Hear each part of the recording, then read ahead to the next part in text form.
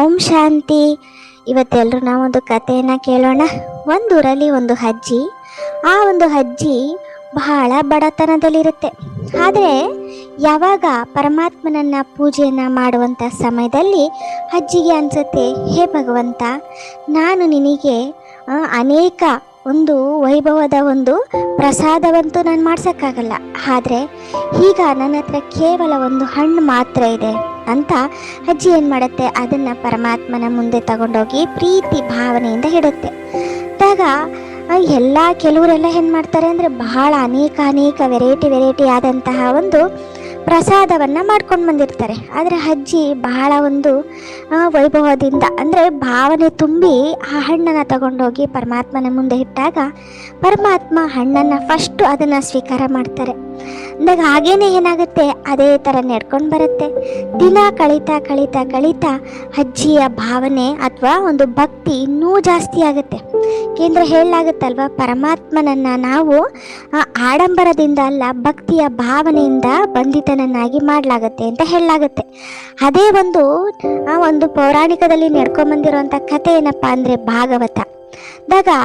ಹೇಗೆ ನೋಡಿ, ಕೃಷ್ಣನನ್ನು ಹೇಗೆ ಬಹಳ ಪ್ರೀತಿಯಿಂದ ಅನೇಕ ಗೋಪಿಕೆಯರು, ಕೆಲವರು ಕೃಷ್ಣನನ್ನು ಮಗನಾಗಿ ಸ್ವೀಕಾರ ಮಾಡ್ತಾರೆ, ಕೆಲವರು ಪತಿಯಾಗಿ ಸ್ವೀಕಾರ ಮಾಡ್ತಾರೆ, ಕೆಲವರು ರಕ್ಷಕನಾಗಿ ಸ್ವೀಕಾರ ಮಾಡ್ತಾರೆ.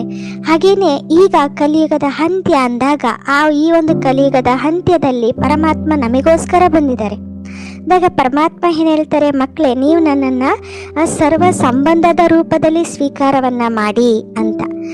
ಸರ್ವ ಸಂಬಂಧದ ರೂಪದಲ್ಲಿ ನನ್ನನ್ನು ನೆನಪು ಮಾಡಿ, ನಾನು ಮಗನೂ ಸಹ ಆಗ್ತೀನಿ, ಪತಿನೂ ಸಹ ಆಗ್ತೀನಿ, ನಿಮಗೆ ಸರ್ವ ಸಂಬಂಧ, ತಾಯಿ ತಂದೆ ಬಂಧು ಬಳಗ ಎಲ್ಲವನ್ನೂ ಹಾಕ್ತೀನಿ ಅಂತ.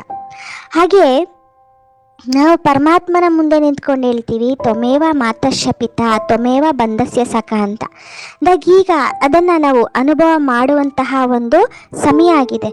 ಈ ಒಂದು ಸಂಗಮಯುಗದ ಸಮಯದಲ್ಲಿ ಪರಮಾತ್ಮನ ಜೊತೆ ಸರ್ವ ಸಂಬಂಧದ ಅನುಭವ ಮಾಡುವಂತಹ ಸಮಯ. ಈ ಸಮಯ ಹೋಯ್ತಂದರೆ ನಾವು ಇನ್ನೆಲ್ಲ ಜನ್ಮಗಳಲ್ಲಿ ಭಕ್ತನಾಗಿಯೇ ಇರ್ತೀರಿ. ಭಗವಂತನಿಗೆ ಭಕ್ತರಾಗಿರ್ತೀವಿ ಹೊರತು ಮಕ್ಕಳಾಗಿರಲ್ಲ. ಈ ಒಂದು ಸಂಗಮಯುಗದಲ್ಲಿ ಪರಮಾತ್ಮನಿಗೆ ಮಕ್ಕಳು ಹಾಕ್ತೀವಿ, ಮತ್ತು ಪರಮಾತ್ಮನನ್ನು ಸರ್ವ ಸಂಬಂಧದ ರೂಪದಲ್ಲಿ ಅನುಭವ ಮಾಡುವಂಥ ಒಂದು ಚಾನ್ಸ್ ಅಥವಾ ಒಂದು ಅವಕಾಶ ಈಗ ಈ ಸಂಗಮಯುಗದಲ್ಲಿ ಮಾತ್ರ ನಮಗೆ ಸಿಗುವಂಥದ್ದು.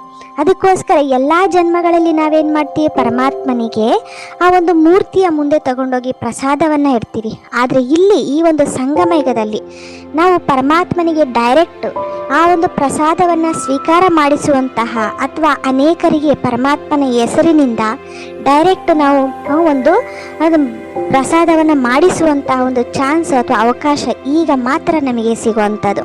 ಅದಕ್ಕೆ ಈ ಒಂದು ವಜ್ರ ಸಮಾನವಾದಂಥ ಅವಕಾಶವನ್ನು ನಾವು ಯಾವುದೇ ಕಾರಣಕ್ಕೂ ವಜ್ರ ಸಮಾನ ಯುಗದಲ್ಲಿ ಕಳ್ಕೋಬಾರ್ದು.